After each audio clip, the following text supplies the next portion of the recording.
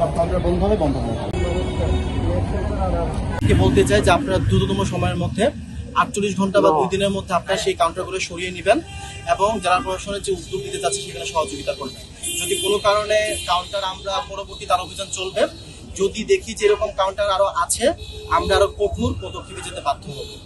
আজকে সবাইকে সতর্ক করার জন্য আমরা নেমেছি এবং আমরা যে কাউন্টারগুলো ছিল সেই কাউন্টারগুলো আমরা বন্ধ করে দিয়েছি এবং একই সাথে রাস্তার পাশে যদি কোনো ধরনের অবৈধ পার্কিং আমরা দেখি সেই ধরনের জরিমানা করা হচ্ছে, সেই ধরনের জরিমানা করা হবে। এই পদক্ষেপ এবং এই ধরনের অভিযান নিয়মিতভাবে অব্যাহত থাকবে।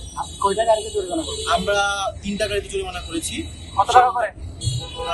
3000, 3000, 4000, মোট 10,000 টাকা জরিমানা করা হচ্ছে। আচ্ছা স্যার, আরেকটা বিষয় হচ্ছে রেন্ডি বাইক। প্রচুর কক্সবাজারে এখন রেন্ডি বাইক বান্ডেল থাকলে প্রতি সেনমানিতে টাকা বাঁচবে। বিকাশ সেনমানি বান্ডেল কিনে জিতুন প্রতি লেনদেনে।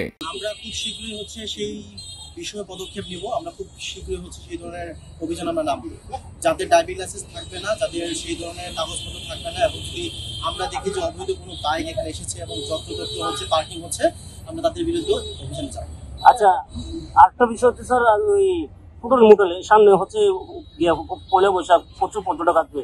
ফুটল মোটলে আমরা আগে শুনেছি এই রুম ভাড়া, খাবার সবকিছু।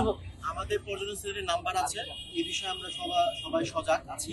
যদি কোনো ধরনের কোনো হোটেল মোটেল কোনো ধরনের কোনো আচরণের মাধ্যমে কোনো পর্যটক যদি ভোগান্তির শিকার হয়, পর্যটন সেলের যে নাম্বার আছে সেখানে অভিযোগ করার জন্য আমরা যত দ্রুত সম্ভব আমরা সেখানে গিয়ে আমরা সেই ধরনের পদক্ষেপ নিব।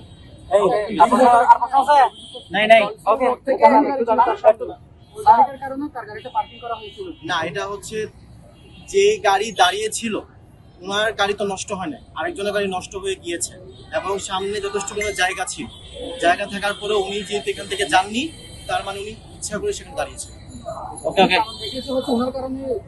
না, ওনার কারণে কেন হবে? আপনারা দেখতে পাচ্ছেন না? আপনারা দেখতে পাচ্ছেন, আপনারা তো দেখতে পাচ্ছেন গাড়ি যাওয়ার জন্য, পিছনে যাওয়ার জন্য জায়গা আছে।